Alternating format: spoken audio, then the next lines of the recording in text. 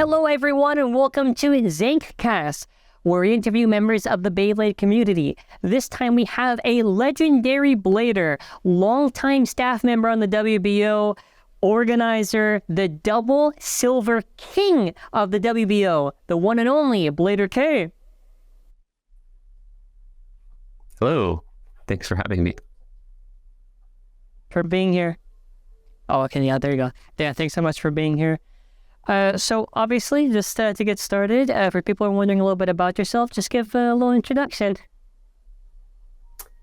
So I'm Blader Kei. I've been playing Beyblade for like 20 years now, since I was in elementary school, so it's been a while. I've been in the Beyblade community like online since around 2005, and I guess it was around that time that I joined the community called Off the Chain, which was one of the most popular kind of online Beyblade communities before WBO came into existence.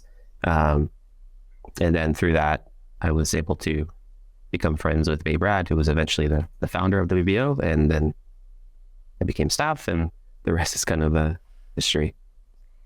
Sure. So what got you into actually playing Beyblade? Well, I think like a lot of kids at that time, and during any generation when Beyblade is around, I was at school outside during recess, and I think I saw a bunch of people playing in like a lunchbox or something. So I became interested, of course, and then I wanted to start going to tournaments. So I remember in summer of 2003, I went to a YTV Weed on Wheels tournament. It's like a TV channel here in Canada. And then I wanted to find more, so that's how I found the online community, and now I've played in quite a few tournaments. So you already kind of touched on how you got into the WBO, so yeah. You did become an organizer, so I'm a little curious, what led you to wanting to become an organizer in the WBO? Yeah, so when the WBO started, it was around 2008, and I think one of the very first tournaments that happened was a tournament called Beyblade's Not Dead at Enemy North in Toronto. And that was hosted by Brad. And before that, there hadn't really, as far as I know, there hadn't really been any Beyblade tournaments happening. So after Enemy North 2008 happened, I wanted to start playing in more tournaments because that one was so much fun. But nobody was doing it. So with the help of a couple of members at the time, I decided to start hosting tournaments, and it actually took about like a year for that to happen. I think the first one that I hosted was Enemy North the following year in 2009, but then from that point in the summer onwards, I started doing more and more tournaments. So because you've been an organizer for so long, longer than I ever was, what are some tips that you have for new people who want to join the WBO and want to become an organizer? Yeah, I mean, there's a lot of things that you can to think about here, but I think the number one thing is you have to be motivated to bring people together. It can be fueled by a desire to play yourself, but you also have to care about the experience of the other people joining your event.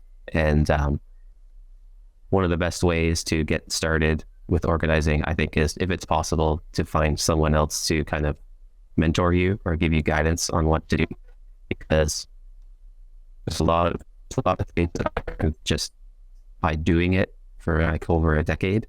But if you have someone who can help give you pointers into what to expect in certain situations or certain like sizes of tournaments, it could really help you to be better prepared when that happens to you for the first time. No, that's good. That's good. So you've had a lot of a tournament experience. And what would be some advice that you could give to newcomers who want to go to tournaments and events to do well? Any advice that you would have for like newcomers? Well, number one is to look at the winning combinations. It's pretty simple.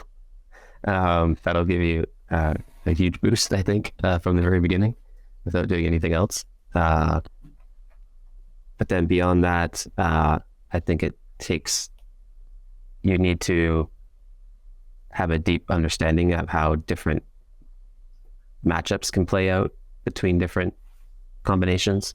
So that requires a lot of preparation and testing that you wouldn't be able to understand unless you put in the time to do it. That's one thing that I'm kind of struggling with right now because I'm in Japan and I don't have a stadium with me. So there's a lot of like really nuanced things that I haven't been able to test lately. So like I'm kind of just flying blind when I go to tournaments to a certain degree.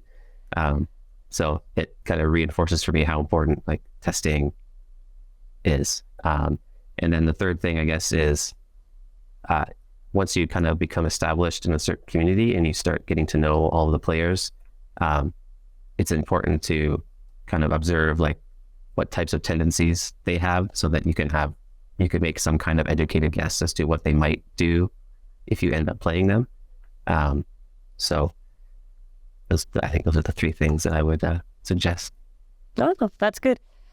So you recently mentioned, because you are actually in Japan right now, you've got a lot of experience with WBBA events. So I'm kind of curious on your perspective between how WBBA does their events versus, let's say, something like WBO. You know, what are some takeaways that you have from it? Like, what are some things maybe you like, maybe dislike? What do you prefer? Well, I think one thing is there's a big difference between the WBBA events that are like G4 kind of local events and like the big G1 events. So I'm going to focus on the G4 events because they're kind of most similar to what WBO does, because WBO is built on like local organizers creating their own communities. So at the G4 type events that I normally go to, the first thing that I noticed just as organizer is that they don't use anything like challenge to manage the tournament brackets. It's all still like handwritten. So I'm always thinking to us, why are you doing that? You should use challenge, but it works for them. So and that's what I used to do back in the day. So it's just feels weird because I'm so used to using challenge now. And then another thing I noticed is that the tournament format that they use is usually quite punishing. Like most tournaments that you'll play in here, well, not always, but most of them, I find if you have one loss, you're gonna probably be eliminated. And in the WBO, usually it's common to play Swiss or usually Swiss or double elimination. Very rare. I don't think ever you really play the tournament where you lose once and you have zero chance to make it to the final. So in that way, it's quite punishing and frustrating sometimes. So yeah. But in terms of it's kind of changed a lot over the years too, because I'm here right now, but I've also come like almost every year since Burst began. So like the tournaments, the way they run the tournaments has changed a little bit. But the thing about the Japanese community that I first noticed when I came here for the first time in 2015, and which I have continued to notice, is like their attention to detail in terms of like tuning their combos and crafting the best possible versions of them. Like right now, one of the most popular combo is World Diabolos over Metal Drift, and I don't have Metal Drift, and I forgot to bring my World with me, so I bought a new World with 1S, and I put it on Drift, and I was just practicing with it just to see. And like it doesn't perform anywhere nearly as well as some of the ones that I've been observing in tournaments, and I think it's because they put so much time into making the best version of it.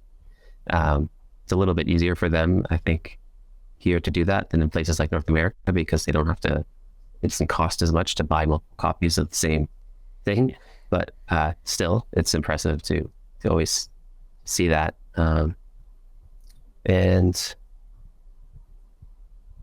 yeah, I'm sure there's other things, but those are the things that come to mind for the tournaments in Japan. No, yeah, no, they definitely are like really steps ahead when it comes to combinations. Even I tried to do the world thing here. I see some people where it just works really well for them. I try with mine. I'm like, okay, forget, I'm not using it because it'll just like fail on me or won't do the right spinning thing. Yeah, it's like the meta here, basically. That they say that, and then if you think someone's going to use that, you use guilty. So it's like world and guilty is the main two things.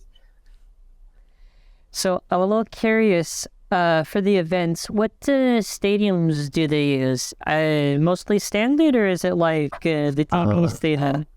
So far, it's been mostly the standard stadium, actually. But I think it depends a lot on where you're playing. I've only been in Tokyo, so I haven't seen other areas. There was one tournament I went to a week or two ago where they did the standard stadium in the first stage, and then they switched to the DB in the final. And I was like, oh, that's going to be tough if I get there, because I haven't really practiced in that stadium. Yeah, because a lot of times I talk to Papa Bay, Magdeburg, a lot of people in the Asia region. A lot of times what happens is they'll basically have to prepare the combos with the DB stadium in mind. So that's why a lot of decks you'll see are like drifts, metal drift, bearing drift, like all the bearings. Yeah, completely different preparation process if you're playing in that stadium. So the next thing I wanted to ask actually was because you have a blog site called Beybase. So I'm kind of curious what led you to creating it, and I'm just a little curious on that. So people that have been on WBO for a while would probably remember that I've posted a lot of tournament reports in the past on the WBO, because I just enjoyed doing it and thought it was valuable. But over time, as I started to do more and more of those, I felt like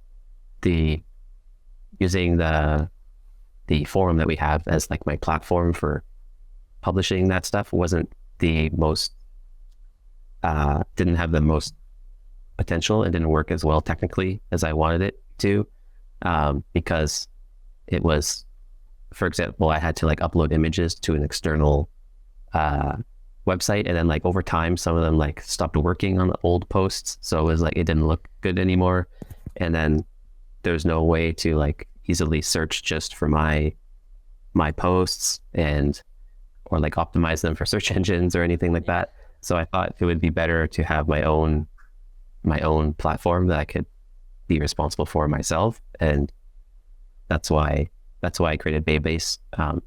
That's one reason. And the other reason is I just thought that there wasn't really any really good written resources for Beyblade out there, that like for competitive Beyblade. I thought that there's lots of great YouTubers like yourself out there that are creating amazing content, but there isn't a lot of really good written content. So I thought there was a bit of a opportunity, and that's one of the other reasons why I did it. Yeah, no, I think it was a very good resource because a lot of people will end up like the WBL Discord, they'll end up like finding your articles and they'll saying, okay, these are like the top 5 combos or whatever. So I think it was a very good resource, not even just for people who are just on the WBO, but I think a lot of new people are maybe trying to get into the game because, you cover a lot, not just the events, but like the different generations. Yeah. I know now it's more focused on birds, but you covered Metal Fight in the past, HMS, so you have like a lot of resource that's like easy to find, like because like on the WBO, it's like to try to search something on there, it takes it's a little bit difficult. Yeah. With it's almost in a certain way, it's the Beybase is kind of like a marketing tool for WBO in a certain way, even though it's my own, it has nothing to do with WBO. It's just mine personally, but because I'm talking so much about competitive Beyblade and I mentioned WBO so much, it kind of works in that way as well. So part of my hope is that it pushes people towards playing competitive Beyblade, and then naturally that leads them to WBO. So yeah. So the next thing I wanted to ask is because with the upcoming Gen 4 and Beyblade X, since you experienced all three of the Beyblade generations, plastics, HMS, metal fights, bursts, what is your favorite out of the three? What's your preference, because everyone has like a different answer. Maybe they like bursts because it's like short battles, easy to assemble. I'm curious, what's your preference? Personally, it's definitely HMS. I just think that the system and like the size of the Beyblades and how strong attack types are in that format and the stadiums that are available are the best. I mean, it might not be the most balanced format because attack is quite maybe a little bit too strong, but I enjoy how they feel and it's fun to play. That would be my favorite. And if I had to pick a second one, it would be specifically Metal Fight Limited format, because it kind of has this, it's not the same, but it kind of has a similar feel to HMS where its attack is quite strong and they're metal, there's metal involved. Yeah.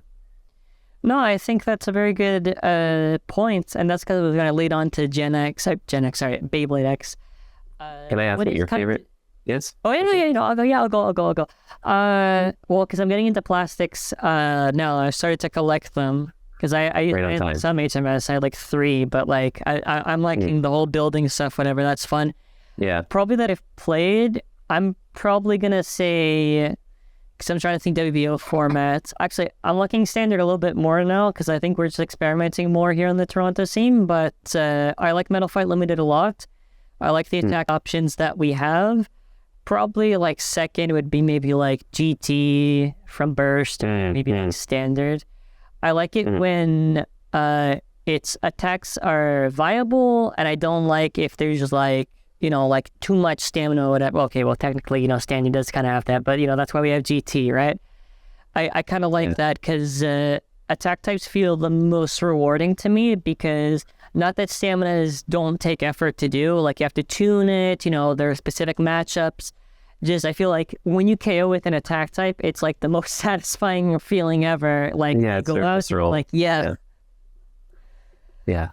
One thing I was thinking about recently, though, even though I like HMS and it's like very attack heavy, I thought like when I think about like the GT era, when Judgment and Zankye came in and they were just so powerful, I almost thought they were too powerful and enjoyed the time before they came out, when like you could use attack before Judgment and Zankye came out, like using stuff like Chozi Valkyrie, but it was more demanding, and because of that less people used it. So like using attack was more of like, if you could use it, it would give you a big advantage, but in GT everyone could use it relatively easily, so it became less interesting less rewarding to use it because everyone was using it, if you know what I mean. Yeah, no, I definitely agree. I think the biggest issue is that it's very hard for them to do game balance and burst, whether it's they actually burst or like the archetypes of the layers, maybe one's too much than the other. It's kind of hard to find that balance, but that's what's kind of nice about the legacy formats, because that's like as close as possible to like balance. Yeah, because we get to decide what's included and what's not. So we have the benefit of like hindsight, whereas Takara is kind of just building as they go. It's like a straight path. Yeah. That's like for an example, like the single and dual layer, like at the start, there was no dash drivers. So attack types are also kind of a little bit of a risk because they could explode. Oh, yeah. And like, I think it was like the original Excalibur, maybe because it had teeth. Unless you have 50 Valkyries, then you wouldn't. A lot of copies. So I wanted to ask actually for Beyblade X, that's going to be this summer, but July. What is kind of your wish list that you want to see them do with this new generation? I mean, I'm happy to accept whatever they do, as long as it makes sense. But I mean, I don't think I've heard that this isn't going to happen. I thought it would make sense if they went back to metal, because I think that kind of back and forth would make sense, but it seems like that's not what they're doing. And the thing, like my personal feeling is like, I enjoy the stadiums that have more traditional gameplay, like Tornado Attack, BB10, the first Standard Stadium, where you can use stuff like flat rubber attack types. But it seems like they, starting with towards the end of the burst, they started moving away from that with like that, with the Dash Stadium and the DB Stadium, and then like I'm sure also all the stuff happening with HASBRO has influenced them with all their crazy gimmick stadiums. So I feel like they're trying to push the limits in some other way. So as a Beyblade fan for the past 20 years, I wish they would not do that for the main stadium. I think if they want to, I said it in one of my articles before, like if they want to experiment and release other like fun stadiums in the future, certainly they should do that. I think it's great, but I think it makes the most sense for like the base stadium of any series to be like a very traditional design, because that's kind of the foundation of the competitive community as I know it, and what makes Beyblade the most fun. But it's also interesting to kind of be challenged and put into new situations where they're kind of changing the definition of what competitive Beyblade is. The stadium thing I 100% agree with. I prefer they just do a basic one, the 3 exits, and then after they could do like his burst at the start, they did like the spikes, whatever. I'm okay if they do the gimmicky stuff on the side. I'm a little stressed that they're gonna maybe try to push the whole idea, because like Hasbro's been going really hard over the past few years on like the gameplay is like based on the tips, and it's to work with the stadium in mind. So I'm open to anything, whatever it is, if I have to grab a for like the new Beyblade X, I will. Yeah. I mean that's a good thing. If we don't want to use their stadium, we could use another one that we think is better if we want to. But I'm reserving judgment until everything is revealed.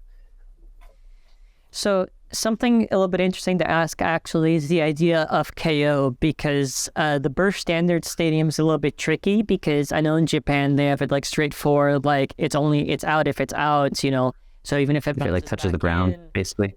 Yeah, basically it touches the floor. And I know here we have it, I can't even say we have a difference, just we don't have a specific one, but generally it's like as long as it hits like the back, and then after that's like a KO. But I'm a little worried for this one because when we get it here, I don't want another like 5 years where we're trying to figure out, where's how do we KO it? What's in, what's out? Yeah, it's gonna be scary. Yeah, I think. So what exactly is the question? No, I was gonna just say like. It's scary to think about, because for burst we still don't really have a true definition of it, and like if it's going to be another Shroud again, it's like the same issue we're going to have again. Right. Yeah, it continues. Yeah, I mean, I think at this point the issue has been made over complicated. Like when I play in Japan, it's pretty. Yeah. No one has any issues. It's just like you can tell when something's in and out. Like if it hits it, and like when two Beyblades go out at the same time. Yeah. The one that touches the ground last is the one that wins. And it's never that difficult to see, okay, this one went down slightly before this one. Yeah. Like it's not that hard. So I don't know. I feel like part of it is my fault, because I like created some of those the articles on my site when we to start bringing up this issue, but I think it's become a little bit over complicated for some reason. I think in fairness too, like the layers of the size of the base change, so then after like the opinions could change. Like in GT it was like this, but like DB it's bigger, so the issue becomes a lot different later on. So I don't really blame it because it kind of just progressively happened because of how burst evolved. I think, but it is an issue because like we technically had not identified the play area, so it is actually an issue technically speaking, but if we just think about the natural gameplay, looking at like how Japan does it, like it's pretty, it's fairly obvious to anyone with a reasonable amount of judgment. Yeah. No, I definitely agree. At this point, I would just take how WBBA does it just to make it faster, because a lot of times there'll be like an event and the best view for the stadium for KOs or whatever is always going to be the top view, because you can see where it goes, where it touches. But a lot of times if you're going to do video and let's say it's 2 attack types and it's like at an angle, you're not going to be able to tell how did they technically touch it? Is that the side? And it gets like, we make it, I think we're just overcomplicating it too much. Yeah. Like at this point, like I'll take whatever. Like I don't even care anymore. I just want it defined, because like one side's not going to be happy, the other side's not going to be happy. It's like, well, that's why I'm more in favor of just creating some kind of base rule and saying here's a rule that you can use, but also being open to like whichever way people actually want to do it. If they want to do it in a way where you can have the bounce back ins or not, go for it. So like I think there should be a base rule, but I'm actually more of a proponent of just people being free to do what they want to do. And I think one of the reasons it did become complicated is because at least from my perspective, is when I started writing those articles, I was trying to like create like a framework that could be applied to all Beyblade stadiums. Like what like fundamental characteristics exist in all stadiums, so that we could have a single rule that's like easy to apply across all generations. And I think that it's somewhat possible to do that, but it does make it more complicated to define and then agree upon with everyone. Yeah. So that's even the issue. I did like a proposal for optional for standard to ban bearing drift, because I thought it was like too over centralized on the one part. But I always said optional, because I don't like the idea of pure bans. Pure bans is only if it's like really a necessity to me. I think giving the option to organizers, it's always good, because they decide what it is. It's not my choice. So like if I want to run a ranked and I want to have BDR allowed, I can do that, and people can sign up if they want. I mean, it's the player's choice. They can decide if they want to play or not. So yeah, I think that's different than how I would have felt in the past. But like over the past few years, I feel more strongly about just being free and open to let people do things within reason. Change the rules to be a little bit more customized. Yeah. That's even just in general for events. That's what I think I really respect about the WBO, is that if you want to host your event and you want to, let's say, do something cool unranked, you can go do that. If you want to do specifically, you want to only host, let's say, the GT format ranked, you can do that.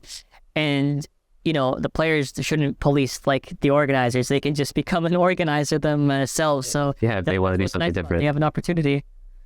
Yeah, everyone can do it. So. Yeah. So, no, I just wanted to, okay, we already talked about Beyblade X. Well, so I guess, are you excited for Beyblade X? Because you're already in Japan, so you're going to already be there when it happens. Yeah, I'll be here when it launches. So, yeah, it's exciting. I just don't know exactly what it is yet, but it's a new series, so it's exciting, and it's cool. It's cool to be here at the launch of that. And yeah. No, I'm excited. I don't know what else to say. No, yeah, no, there's like a lot of products that are going to launch in July. There's like, how many? Like 12, 13? 13. Yeah. Like a lot at launch. But like some are like just recolors, obviously, like how they did in Burst. Yeah, it's just like Burst, I think. Yeah. Yeah, no, I think this was really nice to get to talk to you. It was great to get a lot of your perspective on a lot of stuff. And if you want to plug anything right now, you know, Beybase, anything at all, any future plans, the floor is yours. Can I ask you another question? Yeah.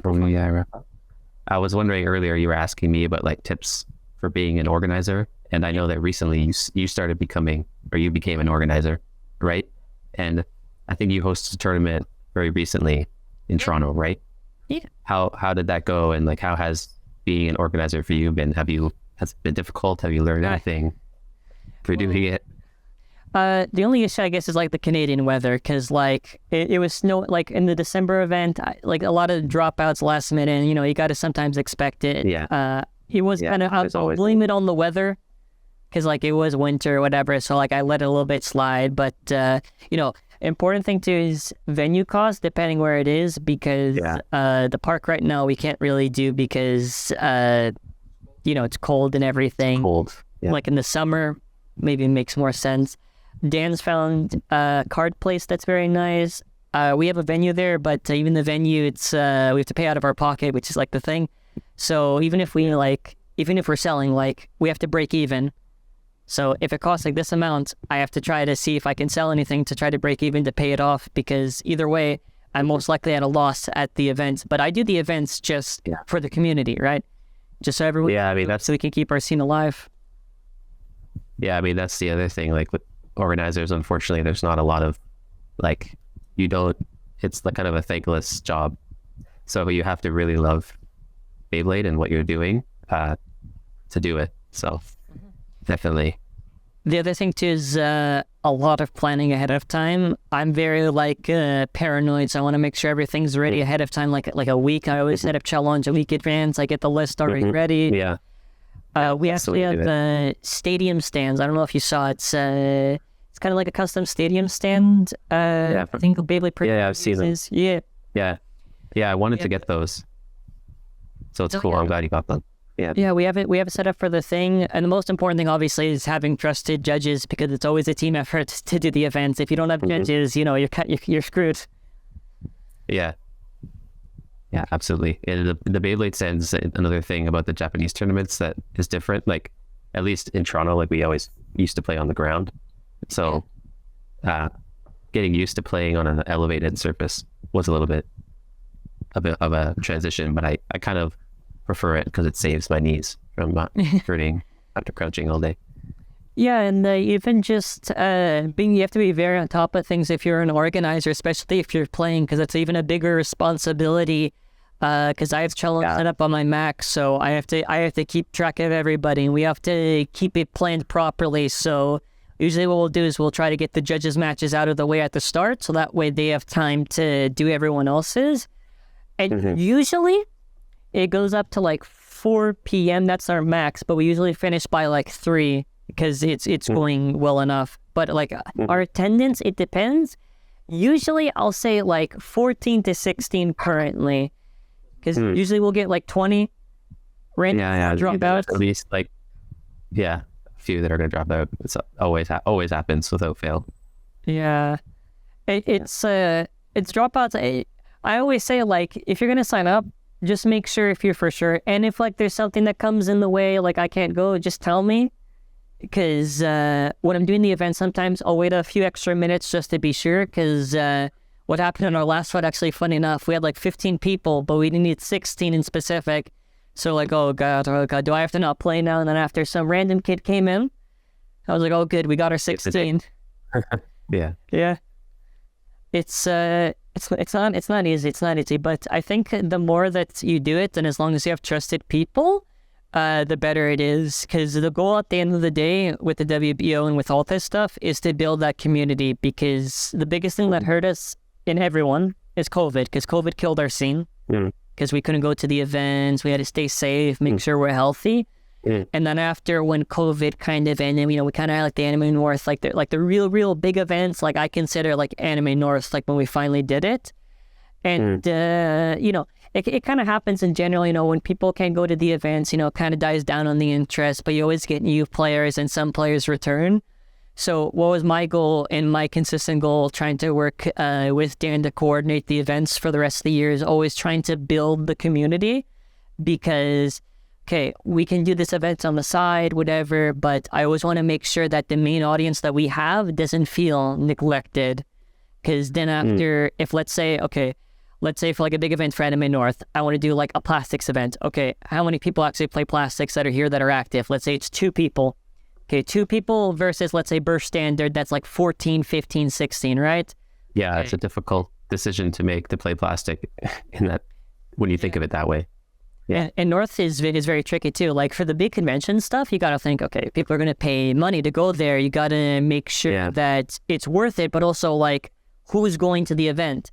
Like if 6 people, let's say, are going to each of the events, that's not going to be helpful to the thing. You want to try to maximize the amount, Because what's good about it, potential amount of people that can play, or that would be interested, because then after the idea was that after North this year, we'd have Beyblade X, we would hopefully still have a consistent community, and we would keep trying to do it, because $2 per month, if I have to really go out of the pocket, I don't mind, and we just try to find out. But the biggest struggle here is just trying to build consistently, but I think we have a very solid community here. I think a lot of players actually really surprised me compared to a lot of years prior.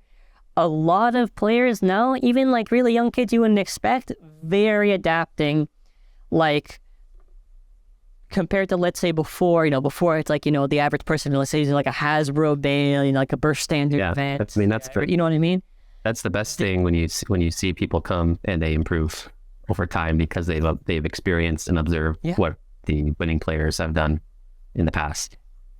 And I think that's what makes the event so much more fun now, because to me, I don't think there's ever really a really easy match. Like, easy in the sense, like, okay, if the only time it's easy in life, it's like, it's okay, whatever, and using like Emperor Fornius or something against like Guilty or something, right? But I mean, I'm always worried, no matter what, anyways. Yeah, always be prepared. I never underestimate anyone. I always go in serious. And sometimes there can be misplays, and I'll have like a win, and someone will have a Guilty, and I'll say, "Oh, all right, okay, there goes my match." Yeah, you never know, so gotta be prepared. And I think also you do this very well, and you gave a lot of tips and Beybase too, a lot of adaptability, because you mentioned this too. It's winning combos are very useful. I don't think necessarily, it doesn't mean if you literally do the winning combos, you're going to win the event. Yeah, it's a starting point. Yeah. Yeah. And I can't remember if you were there or not. It was like a long time ago, but I remember it was like a new player, and they said they studied all the winning combinations. They were new, and they were doing very, very good.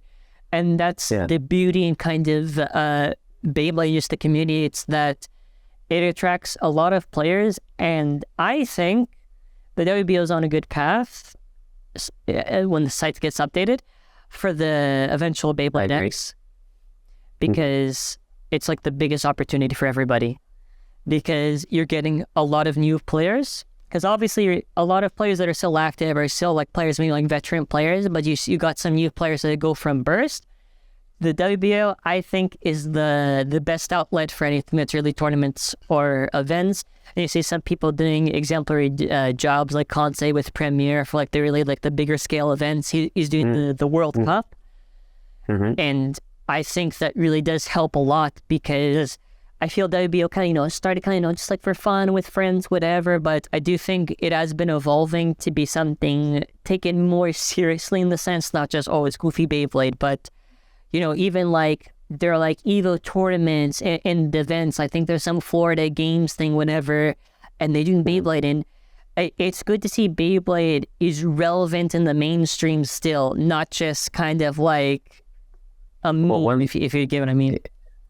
Yeah, I mean, it's interesting, because one thing that I've always noticed, and this goes back like to the beginning at Anime North, like whenever we're at conventions like this, there's without fail, there's always going to be people walking by that are like, "Oh, Beyblade, I remember playing that like 5 years ago." So there's something about, even if they're kind of just, they're not really being serious, I think there's some truth to that, where they like, it meant something to them and they enjoyed it. So there's something about the game that stays with people, and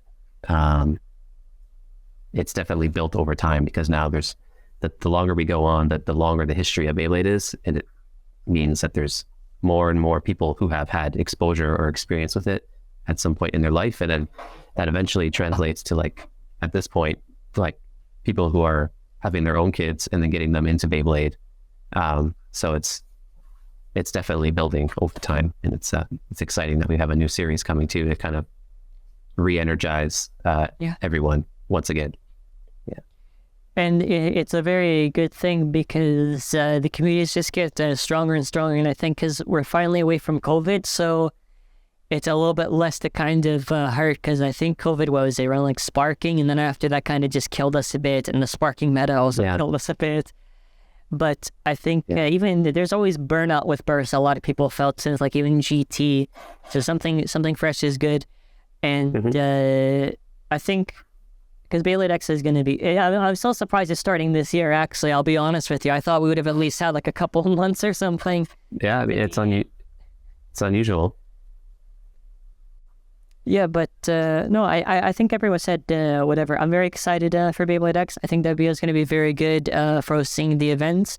For where people can find you, you have your Instagram, Twitter, the WBO, obviously, the site itself. Yeah, worldbeyblade.org and Beybase.com. Yeah, Beybase. Those are the two. I'll make sure to link everything.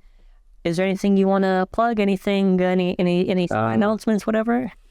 Well, I just that I just published a new article on Beybase, the top 5 best Beyblade burst combos ever, and you helped contribute to that, so thank you for that. And I mentioned it in the article, but there's going to be a second one, maybe next month or early May, where I publish your full list, my full list, and everyone else that answered for that article. So we'll get to see how everyone is both different and similar in terms of what they think were the best combos. And I think it'll be another good resource for people to, like a good starting point for people who are thinking about what combos they should be using in tournaments. So that's the kind of the next thing on the horizon for Beybase. All right.